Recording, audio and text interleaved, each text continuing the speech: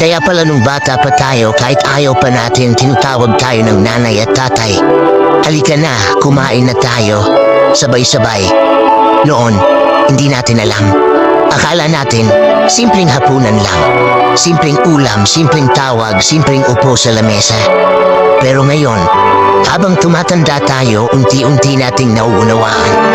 Hindi pala pagkain ang pinagsasabay nila. Tayo pala, puso natin. Pagkakataon na magkakasama pa.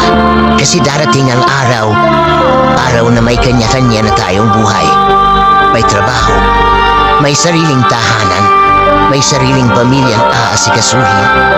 At ang hapagkainan na dati ay maingay, unti-unting tatahimik.